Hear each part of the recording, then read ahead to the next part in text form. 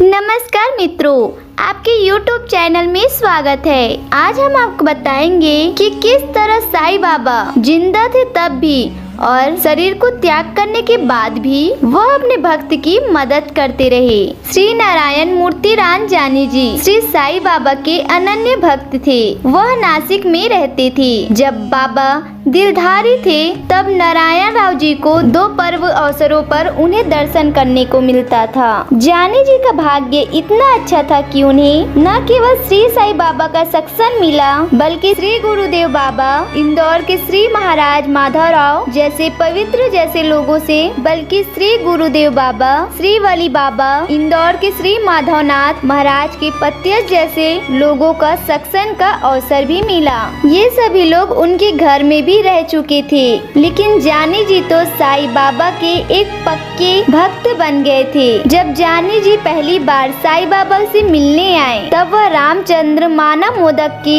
यहाँ काम करते थे। उस समय बाबा ने अचानक से कहा कि किसी के आदर्श से बाजे ना हो, अपना खुद का व्यवसाय शुरू करो, और भविष्य की घटनाएं से यह साबित हो गया।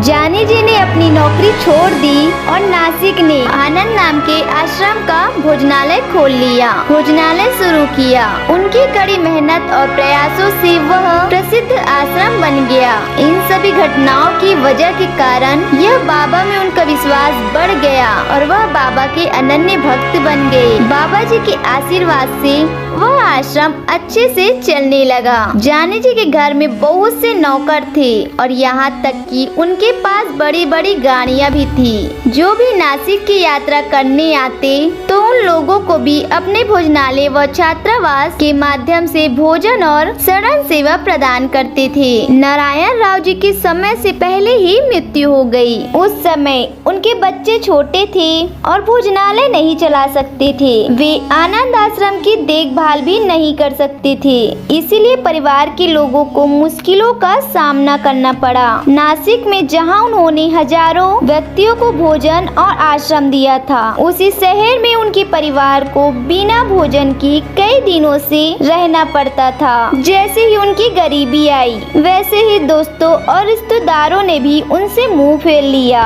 नारायण राव जी की पत्नी ने नास्तिक छोड़ने और खंडवा के धुनी दादा के स्थान पर जाने का निर्णय लिया। उन्होंने अपने सामान को इकट्ठा किया और नासिक छोड़ दिया। सिर्फ इतना ही नहीं, रास्ते में भी उनका काफी सामान चोरी हो गया। खंडवा पहुंचने पर उस गरीब महिला ने संत धुनी दादा के दर्शन किए और अपनी उदास कहानी सुनाई। उन्होंने महिला के लिए मौलिक आवश्यक जैसे भोजन और आश्रम की व्यवस्था की और महिला उस धर्मशाला में रहने लगी। उस महिला के चचेरे भाई 40 गांव के एक मिल में काम करते थे। सहयोग सेवक धुनी दादा के दर्शन के लिए आए थे। अपने भाई को देखकर वह उसके सामने जाने से बचने लगी। उनके भाई दर्शन के बाद धुनी दादा के सामने दक्षिणा रखने ही जा रहे थे कि दादा ने कहा कि मुझे दक्षिणा मत दो। उस कोने में एक महिला बच्चों के साथ बैठी है, उसे नासिक की टिकट खरीद के दे दो। उन्हें नासिक वापस भेज दो क्योंकि वह श्री साईं बाबा के आशीर्वाद पाने वाले भाग्यशाली हैं। यह इस बात का प्रमाण है कि कठिन समय में भी बाबा का आशीर्वाद उनके साथ था।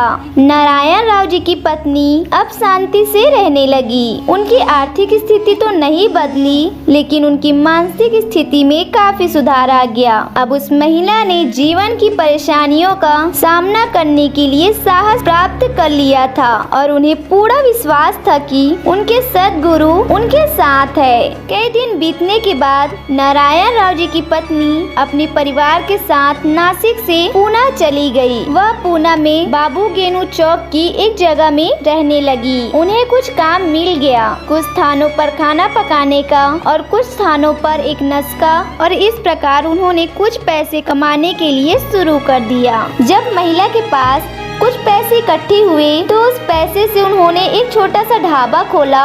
उसके बाद उन्होंने पीछे मुड़कर कभी नहीं देखा। उसके बाद उस महिला ने कई सारे बिजनेस डाल दिए। तब तक उसके बच्चे भी बड़े हो गए थे। आज भी नारायण के बच्चे करोड़ों के मालिक हैं। साईं बाबा ने अपने भक्त के साथ साथ उनके परिवार को भी कभी नहीं छोड़ा। ऐसे हैं हमारे साईनाथ। मित्रों, अगर आपको हमारी साईं बाबा की यह कहानी पसंद आई हो तो चैनल को सब्सक्राइब करें और वीडियो को लाइक जरूर करें और ज्यादा से ज्यादा शेयर अवश्य करें। धन्यवाद।